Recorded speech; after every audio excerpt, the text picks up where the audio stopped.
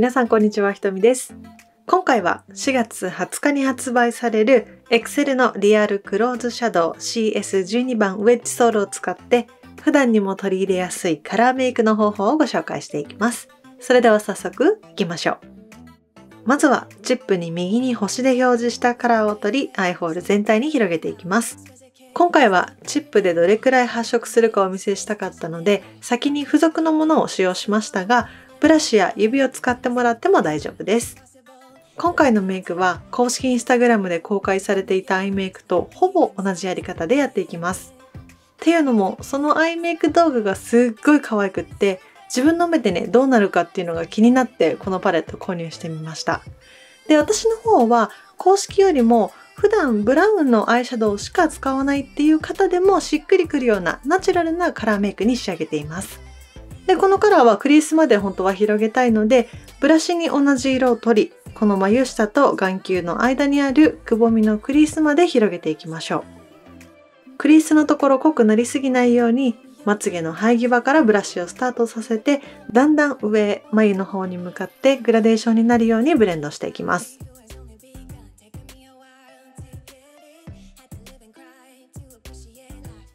このカーキはベースにブラウンが入っているのでもっと薄くメイクするとブラウンっぽく、私のようにしっかり発色させるとカーキブラウンになるので単品で使用するのも可愛いと思います。次にこの黄色を少量取ったらクリースの周辺メインにふんわり優しくのせていきます。公式のアイメイク動画では眉下まで広くのせていましたが、私はうっすらほのかに黄色がわかるくらいで仕上げてみました。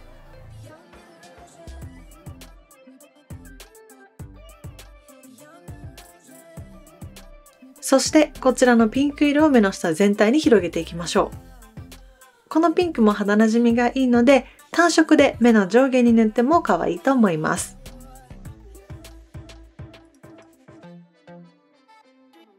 最後にこの黄色を取って目の下に重ねます。先ほどつけたピンクの下にふんわり重ねるイメージで濃くなりすぎないようにブラシを優しく動かしてのせていきましょう。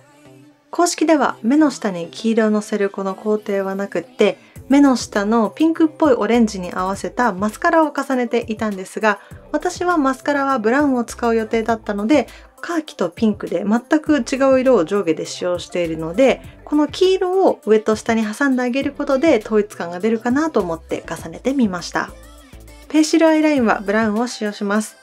本当は目の下のピンクっぽいオレンジに合わせてオレンジ系のペンシルアイライナーがいいかなと思ったんですが、手持ちがないのでブラウンにしてアイラインが乾く前に一番濃いカラーを取ってラインをぼかしました。